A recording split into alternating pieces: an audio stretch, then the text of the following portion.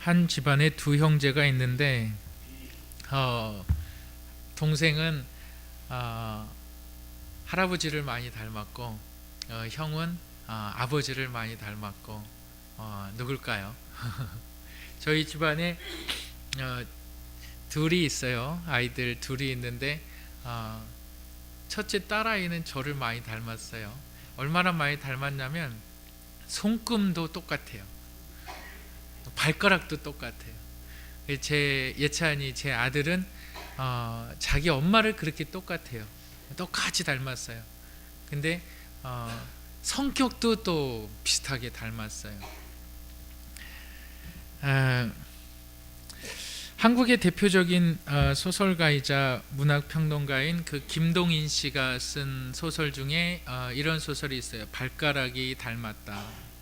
발가락이 닮았다. 그 소설이 있습니다. 근데 그 소설이 참 재밌는 소설은 아니에요. 그 소설의 이야기를 잠깐 소개해드리면 젊은 시절에 온갖 방탕한 생활을 많이 하는 그 M이라는 청년이 있었어요. M이라는 청년이 온갖 방탕한 생활을 많이 해요. 그래서 뭐에 걸립니까? 성병에 걸리죠. 매독에 걸려요. 그리고 이것이 정말 이제 성병에 걸리고 또 성병이라는 것이 잘 낫지가 않아요.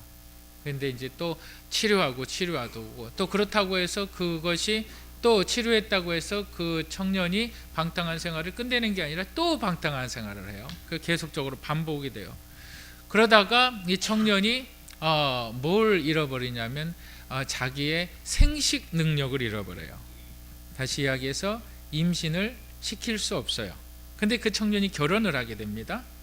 결혼을 할 때에 사람들이 다 저 남자가 생식 능력이 없는데 저 사람 결혼을 해도 저 사람 아기를 갖지 못할 것이다. 사람들이 그렇게 소곤소곤 그렇게 합니다. 근데 결혼을 딱 했어요. 그리고 이 M이라는 청년은 결혼을 할 때 자신이 그 생식 능력이 잘못되어 있다는 걸 얘기하지 않고 결혼을 해요.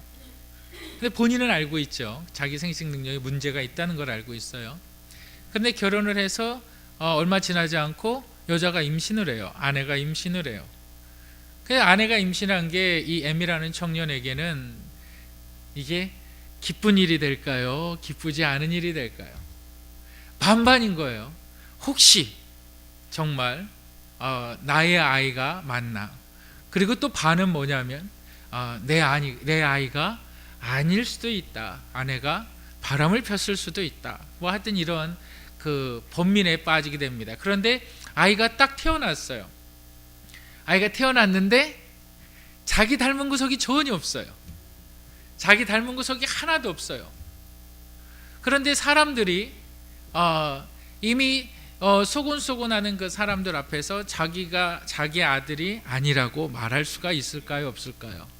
말할 수가 없겠지요. 좀 두려웠겠지요. 그래서 뭐라 그러냐면 자기 아내가 낳은 그 아들을 보고 이렇게 얘기합니다. 자기 증조 할아버지 발가락을 닮았다고. 증조 할아버지 발가락을 닮았다고 이렇게 얘기합니다.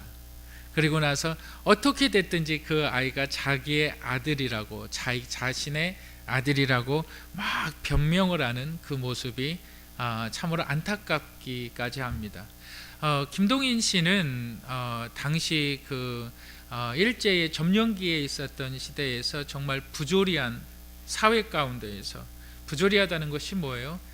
상식을 떠난 그 이치에 맞지 않는 사회 가운데에서 사람들의 심리 상태를 이렇게 표현을 했습니다. 그러면서 자기 아들이 맞다 이렇게 얘기를 해요. 오늘 저와 여러분들이 함께 읽은 성경 말씀에 보면 네가 하나님 닮은 구석이 있느냐 이 말이에요. 네가 하나님 닮은 구석이 있느냐, 네가 하나님의 자녀가 맞다면 너는 하나님 닮은 구석이 있어야만 된다 이렇게 이야기해요. 네가 하나님의 자녀가 맞는다면 너는 하나님의 자녀가 있는 것, 하나님의 자녀로서 하나님을 닮은 구석이 있는 것이 당연한 이치다 이렇게 얘기를 하고 있습니다. 오늘 본문 말씀을 통해서 내가 하나님의 자녀가 맞는지, 아니면 정말 내가 하나님의 자녀가 맞다고 그렇게 믿고 싶은 건지, 하나님의 자녀가 아니면서도 하나님께 닮은 부분이, 하나님의 닮은 부분이 하나도 없으면서도 내가 하나님의 자녀라고 우기는 신앙생활을 하고 있지는 않는지, 오늘 말씀을 통해서 여러분들의 자신을 비춰보기를 주님의 이름으로 축복합니다. 오늘 말씀의 제목이 뭐냐면 닮은 구석이 있는가, 좀 더 정확하게 얘기하면 하나님 닮은 구석이 있는가. 이 말씀을 통해서 저와 여러분들 함께 은혜를 받을까 합니다. 사도 요한은 본문을 통해서 하나님의 자녀들에게 있어서 반드시 있어야 될 세 가지를 이야기하고 있습니다. 이 근본적으로 이야기하고 있는 이 세 가지, 그 첫 번째가 무엇일까요? 첫 번째는 하나님께서 주신 믿음이 있는가. 첫 번째는 뭐라고요? 하나님께서 주신 믿음이 있는가. 우리 본문을 한번 읽어보겠습니다. 본문 1절을 한번 읽어보도록 하겠습니다. 1절 시작.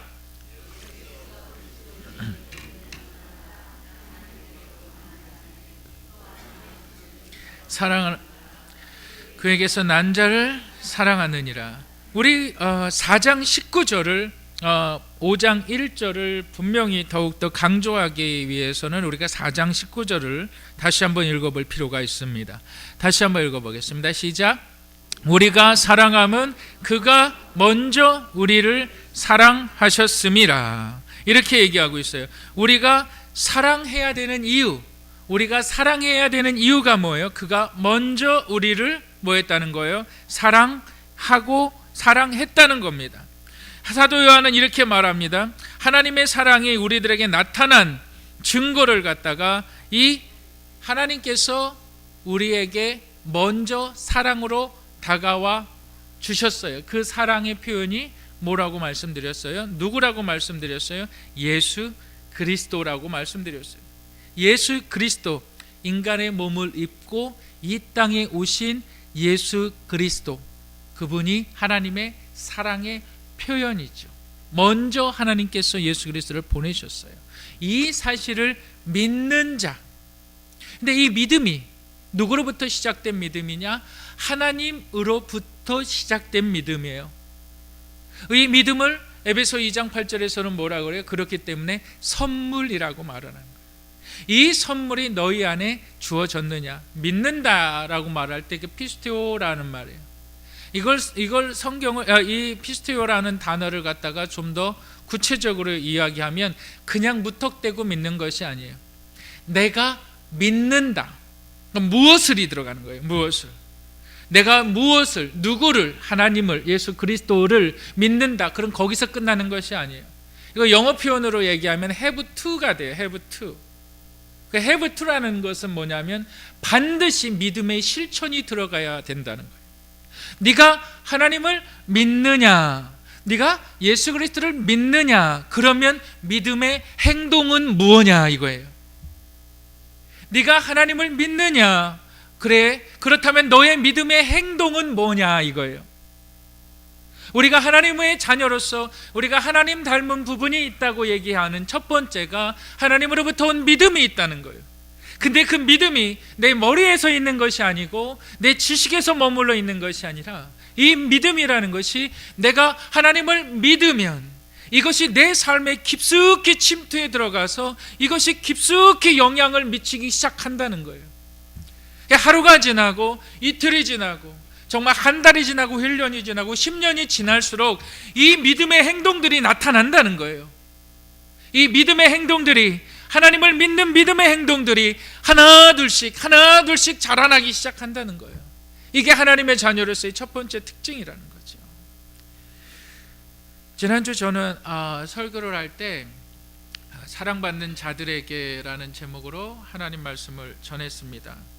우리가 하나님을 알기 위해서, 하나님을 아는 방법은 하나님을 알기 위해서는 사랑을 실천해야만 한다고 얘기를 했고, 그다음 두 번째로 사랑은 희생이 필요하다고 얘기를 했고, 세 번째로는 뭘 얘기했습니까? 먼저 사랑해야 된다고 얘기를 하면서 여러분들에게 이제 여러분들은 다음 주부터, 그러니까 지난주 월요일부터 하나님의 사랑을 어떠한 방법으로든지 실천을 하셔야만 합니다.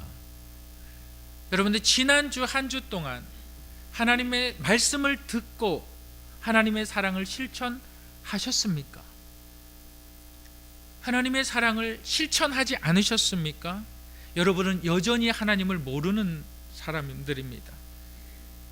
하나님의 말씀을 실천하셨습니까? 한 부분이라도 하나님을 아는 분들입니다. 저는 지난 화요일 날 신방을 했습니다. 부목사님과 신방을 하면서 동탄을 갔다 왔어요. 동탄을 갔다 왔는데 우리 청년 형제를 병문안을 갔다 왔어요. 저희 청년 형제가 큰 사고를 당했어요. 근데 그 사고의 경위가 그래요. 밤 11시가 좀 안 돼서 그냥 길을 걸어가고 있는데 만취한 젊은 운전자가 그냥 보지 못하고 그냥 치고 가버렸어요. 핸드폰은 떨어져서 박살이 났고 다리, 팔 다 부러져서 힘을 다 박아놨어요. 얼굴은 완전히 성형을 해야 돼요. 목도 그렇고, 그리고 치아는 많은 부분이 다 유실돼 버렸어요. 정말 안타까웠습니다. 그러면서 이야기하기를 정말 하나님께서 자기를 살려주셨다 그래요. 하나님께서 정말 자기에게 큰 은혜를 베풀어 주셨다. 왜 그러느냐? 사고가 딱 났을 때 그 동탄 지역 가보니까 그냥 잘 사는 곳, 아파트가 이렇게 세워진 곳은 좀 불빛이 많은데 그렇지 않은 곳은 어두컴컴해요. 그런데 사고가 나고 바로 다음에 병원 앰뷸런스 차가 바로 온 거예요. 그 사고가 나서 온 것이 아니라 빈 차가 지나가다가 우리 교회 청년을 본 거예요. 빈 차가 지나가다가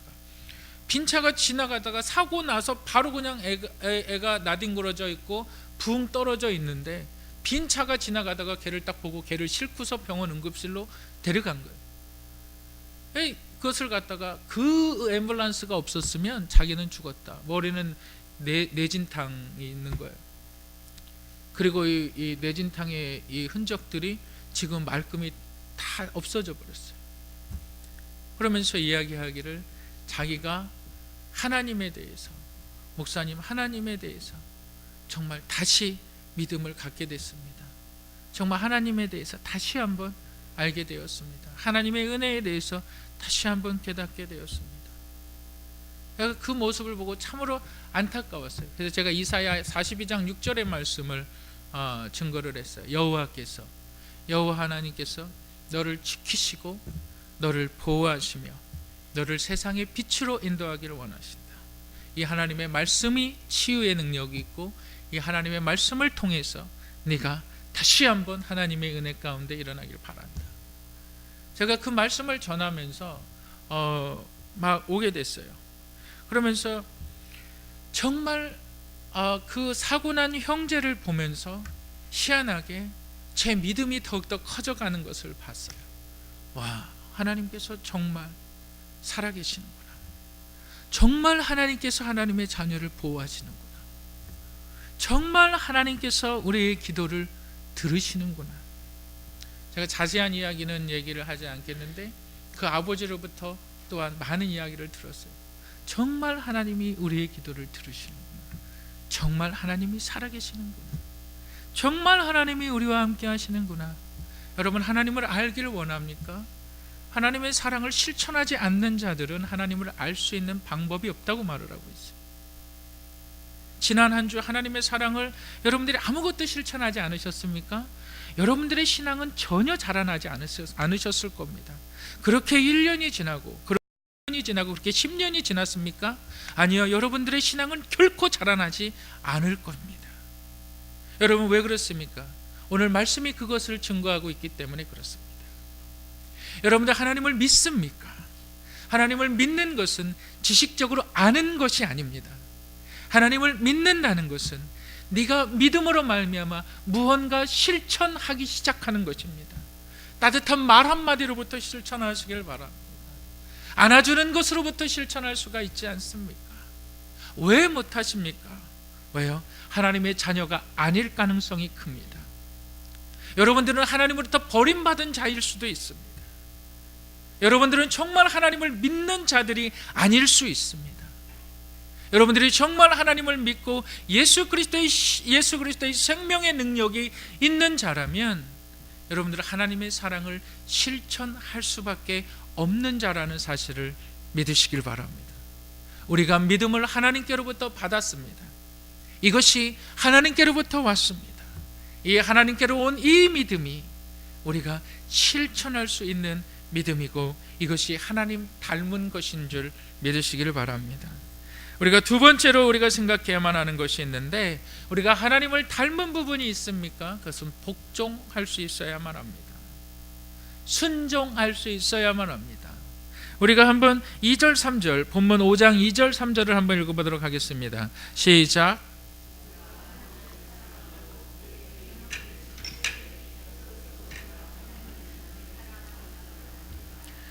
하나님을 사랑하는 것은 이것이니 우리가 그의 계명들을 지키는 것이라. 그의 계명들은 무거운 것이 아니로다. 사도 요한이 본문을 통해서 이야기하고 있는데, 하나님을 사랑한다는 것은 그분의 자녀들을 어떻게 한다는 거예요? 사랑하는 거예요. 그러면서 뭐라고 얘기하냐면 그의 계명들, 여기서 계명들이라는 것을 원어로 얘기하면 엔톨레라는 말인데, 이 엔톨레라는 것이 이 낱말이 중요한 것이 아니라 이것이 항상 현재형으로 쓰인다는 말이에요. 항상 현재형으로 쓰는, 이걸 영어로 얘기하면 명령이 됩니다.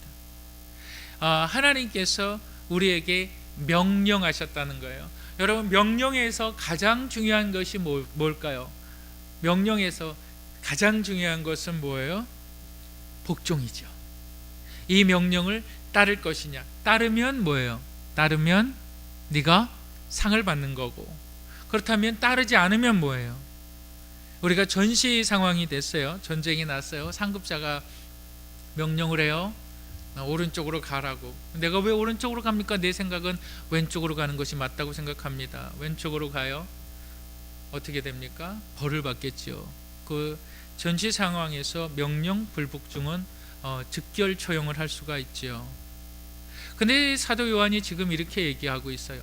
사랑하는 것이 하나님의 명령이다. 그렇다면 우리가 사랑하는 것이 하나님의 명령이면 하나님께서 이 사랑하는 것을 통해서 우리에게 이 땅에서 이루어 주실 것과 하나님께서 징계하실 것이 있겠지요.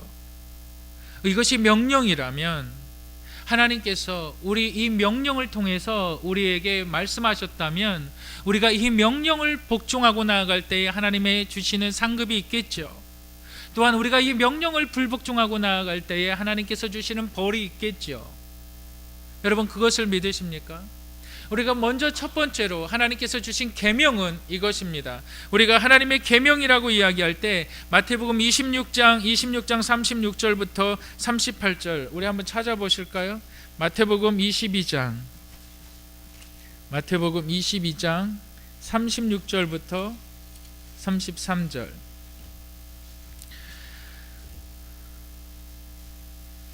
우리 한번 다 같이 36절부터 39절까지 읽어보겠습니다. 시작. 선생님, 율법 중에서 어느 계명이 큽니까? 예수께서 이르시되 내 마음을 다하고 목숨을 다하고 뜻을 다하여 주 너희 하나님을 사랑하라 하셨으니 이것이 크고 첫째 되는 계명이요 둘째도 그와 같으니 내 이웃을 내 자신과 같이 사랑하라 하셨으니. 예수님께서 지금 율법사에게 말씀하시는 것이 있어요. 하나님의 계명, 하나님의 명령, 너희들이 반드시 지켜야 되는 하나님의 명령 가운데 첫 번째가 뭐예요?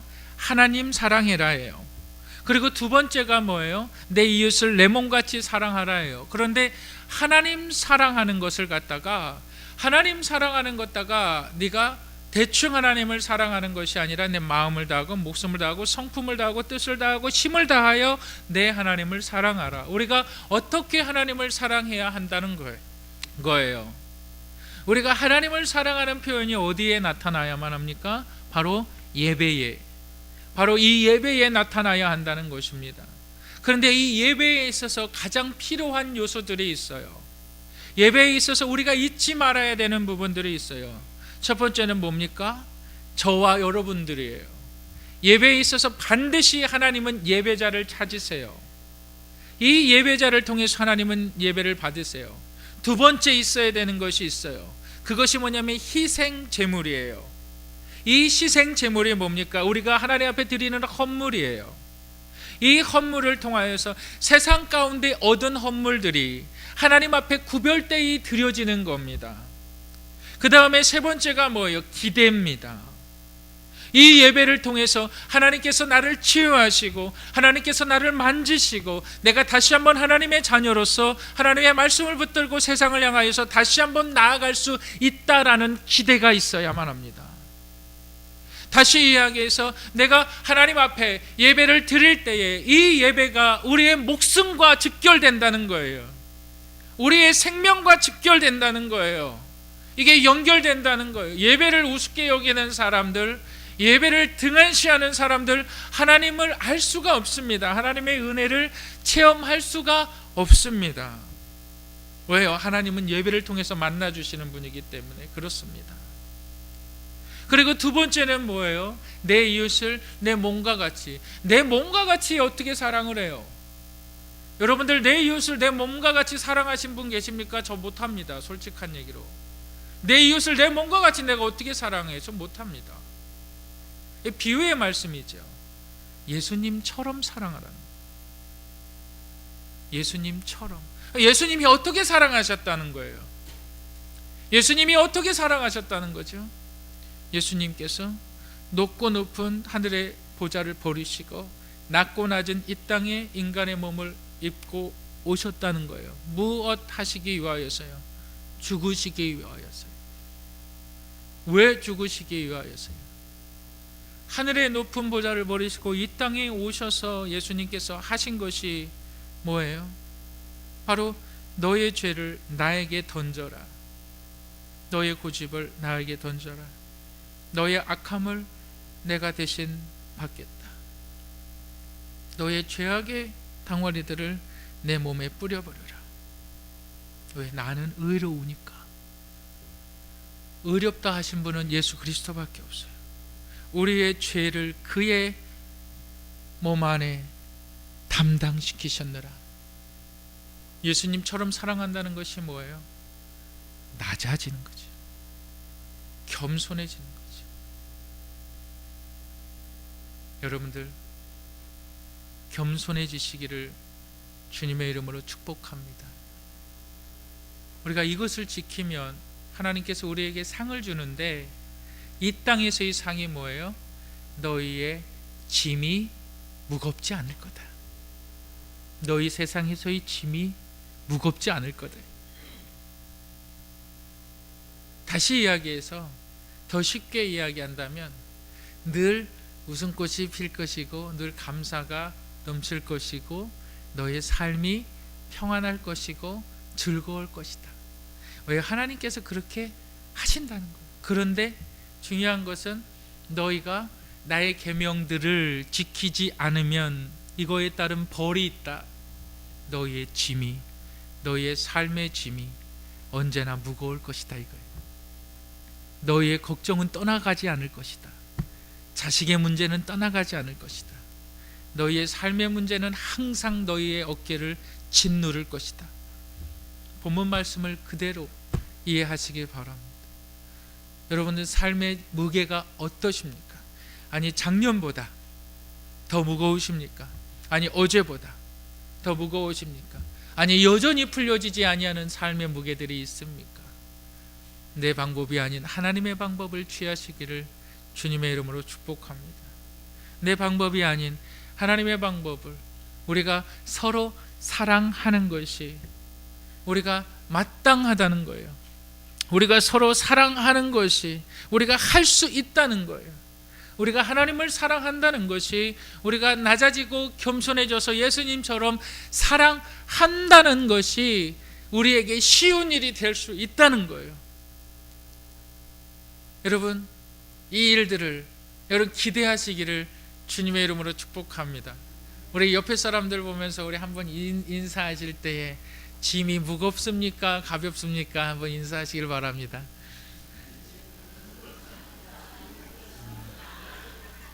제가 봤을 때 왜 이렇게 짐이 무거우신 분들이 많으신 것 같아요. 짐이 가벼우시기를 주님의 이름으로 축복합니다. 우리 이효진 집사님만 빼시고, 우리 이효진 집사님은 갈수록 배가 무거워지셔가지고 우리가 하나님의 자녀로서 닮은 부분을 세 번째로 이야기하는데, 그것이 뭐냐면 승리를 경험하는가, 승리를 경험하는가. 우리 본문 4절 5절을 한번 읽어보겠습니다. 본문 4절 5절 다 같이 한번 읽어보겠습니다. 시작. 무릇 하나님께로부터 난 자마다 세상을 이기느니라. 세상을 이기는 믿음이라. 예수께서 하나님의 아들이심을 믿는 자가 아니면 세상을 이기는 자가 누구냐. 우리가 본문에서 우리가 오해하는 부분들이 있는데, 4절에 보니까 세상을 이기느니라. 이 반말 이제 우리가 좀 생각을 해보면 이 말씀의 뜻을 세상을 정복해 나간다, 그러니까는 우리가 세상을 지배해 나간다, 이렇게 생각할 수가 있는데 그 정말 잘못된 말이죠. 세상을 이긴다는 것은 세상을 지배해 나간다는 말이 아니에요. 세상을 이긴다는 것은 세상을 변화시켜 나간다는 거예요. 지배해 나간다는 것과 변화시켜 나간다는 것은 굉장한 차이가 있습니다. 지배해 나간다는 것은 내 뜻에 부합되지 아니해도 내가 어떻게 힘으로든지 어떻게 눌려서 정복해 나간다는 뜻이지만, 변화시켜 나간다는 것은 변화의 원동력인 나로부터 시작이 되어서 이것이 서서히 물들어 나간다는 거예요. 나로부터 시작된 변화, 나로부터 시작된 하나님의 은혜가 내 가정에 먼저 시작되어지고, 내 가정이 하나님 천국에 이루어지고, 내 가정이 정말 감사가 넘치고, 내 안에 감사가 넘쳐야, 내 안에 기쁨이 넘쳐야 내가 웃을 수 있고, 내가 즐거워할 수 있고, 내 자식이 그 모습을 보고 엄마 뭐 좋은 일 있어? 아빠 뭐 좋은 일 있어? 엄마 아빠가 웃으니까 나도 좋고, 자식들이 또 그 좋아하는 거로 말미암아 뭘 하지요? 또 힘을 얻고 또 즐거워할 수가 있고, 그것이 또 학교 가서 또 전파되고, 또 계속적으로 점진적으로 점점 확산되어져 나가는 거예요. 우리가 돌멩이를 갖다가 호숫가에 이렇게 던지면 물방울이 이렇게 일어나는 것을 우리는 경험해 봤을 수가 있어요. 그것이 변화라는 거죠. 이 변화를 너희가 너희 삶에서 경험해 봤느냐, 이 말이에요. 이 세상을 이기느니라. 이 세상을 너희가 어떻게 이겼느냐, 이 삶의 변화를 너희가 경험해 봤느냐, 이거예요. 이것이 하나님을 닮은 모습이 너희 안에 있느냐, 이거예요. 너희가 주의를 지키기 위하여서 하나님의 말씀을 붙잡고 한번 목숨 내걸고 하나님의 말씀 앞에 매달려 봤느냐, 너희가 정말로 하나님의 살아계심을 믿고 하나님의 사랑을 실천해 봤느냐, 이거예요. 해봤어야 승리를 알고 해봤어야 실패를 감당할 수 있을 텐데 해보지도 않았어요. 아무런 것도 해보지도 않았어요. 여러분 왜 그런지 아십니까? 마귀 새끼 때문에 그런 거예요. 사탄 때문에 그런 거예요. 왜요? 사단이, 거짓 선지자들이 그냥 하나님의 은혜가 내게 족하다라고만 얘기를 해요. 여러분, 거짓 선지자들이, 거짓 영들이 뭐라 그럽니까? 예수는 그리스도시요 하나님의 아들인 것을 귀신도 안다 그래요. 악한 영들이 다 알아요. 뭐라고 그럽니까? 예수님이 하나님의 아들입니다. 그는 하나님의 독생자이시고 우리 죄를 위하여서 그는 하나님의 능력 받은 자입니다. 고백하잖아요. 복음서 읽어보세요. 고백하잖아요. 예수님이 뭐라 그래요? 고백하는 것이 중요한 것이 아니에요. 예수의 이름을 부르는 것이 중요한 거예요. 사도행전 3장부터 3장 1절부터 10절을 보세요. 그때 누가 지나갑니까? 베드로와 요한이 성전 미문에 앉아있는 38년 된 문둥병자 그 안진뱅이를 발견합니다. 그래서 안진뱅이가 어떻게 하죠? 베드로와 요한을 향하여서 무엇을 얻을까 구걸하잖아요. 나에게 돈을 좀 주세요. 먹고 살 수 있는 돈을 좀 주세요. 베드로가, 요한이 뭐라 그래요? 내가 구하는 것은 내가 갖고 있지 않다. 내가 은과 금은 내게 없거니와 내게 있는 것으로 내가 너에게 주겠노니 곧 나사렛 예수 그리스도의 이름으로 일어나 걸으라. 7절에서 뭐라 그러냐면 그 안진뱅이가 발과 발목에 힘을 얻어서 그 자리에서 뛰며 하나님을 찬양했다. 11절 12절에 보면 이렇게 얘기해요. 많은 사람들이 그 일들을 놓고 베드로와 요한을 찾아와요. 네가 어떠한 이 일들을 행했냐. 그래서 베드로가 하는 말이 너희는 어찌하여 나를 주목하느냐. 이 일을 행하신 분은 누구라? 곧 예수 그리스도다. 여러분, 이 이름을 부르셨냐고요? 예수 그리스도의 이름의 능력을 여러분들의 삶에 있어서 여러분들의 자녀들 앞에, 여러분들의 부모들 앞에, 여러분들의 삶의 부분에서 예수 그리스도의 이름을 부르셨냐고요? 이 이름을 부르는 것이 승리한다는 것인 줄 믿으시기 바랍니다. 이 이름을 부르셨냐고요? 부르지 않는데 어떻게 경험할 수가 있습니까? 조선시대에 암행어사라는 그 제도가 있었죠. 탄관 오리들을 다 색출해서 징계하고자 한 그 조선시대 때 만들어졌던 그 암행어사라는 제도. 평상시에는 그냥 숨어 있다가 정말 암행어사 출도요 하면 많은 그 탄관 오리들이 벌벌벌벌 떱니다. 그 사람 앞에서 떠는 것이 아니에요. 암행어사 출도요 하고서 뭐라 그래요? 어명입니다. 마패를 보여줘. 임금이 하사한 마패가 있어요. 임금의 이름이 들어가 있어요. 그 이름 하나만으로 벌벌벌 떨어요. 여러분, 예수 그리스도의 이름의 권세와 능력이 이겁니다. 사용해 보셨냐고요? 지난 한 주 동안 사용해 보셨냐고요? 병든 자에게 손을 얹으면서 예수 그리스도의 이름의 능력으로 위로해 보셨냐고요? 내 자식들에게, 내 부모들에게 예수 그리스도의 이름으로 말미암아 한번 기도해 보셨냐고요? 예수 그리스도의 이름이 능력입니다. 이것을 통해서 우리의 삶에 승리를 경험할 수 있다는 거예요. 이것이 하나님의 닮은 거예요. 여러분, 하나님을 닮은 부분이 있습니까? 하나님을 닮은 부분이 없으면서도 하나님의 발가락을 닮았다고 우기고 있지는 않습니까? 자신을 정직하게 돌아보시길 바랍니다. 여러분, 하나님 닮은 부분이 어느 부분이 있습니까? 어느 부분이 있습니까? 내가 1년 아니 10년 이상 신앙생활을 해도 내 믿음이 자라나지 않습니까? 하나님 닮은 부분이 있습니까? 하나님 닮은 부분이 있어야만 합니다. 예수 그리스도의 이름의 능력에 승리가 있어요. 이 승리의 시작은 다른 사람을 지배하는 것이 아니에요.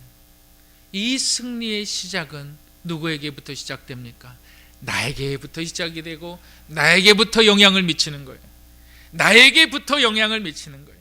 예수 그리스도의 이름을 부르는 나 자신에게부터 영향을 미치는 거예요.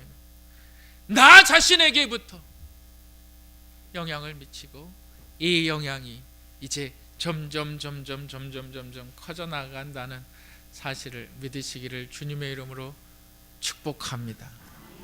다시 한번 여러분들 이제 한 주간을 살 때에 하나님을 알기를 주님의 이름으로 축복합니다. 하나님의 사랑을 실천할 때 연말이 되고 그러잖아요. 하나님 사랑을 실천할 수 있는 동기들이 참 많이 있어요. 하나님의 사랑을 실천하시길 바랍니다. 하나님의 사랑을 실천하실 때 여러분 꼭 하나님의 아들 예수 그리스도의 이름으로 실천하시기를 주님의 이름으로 축복합니다.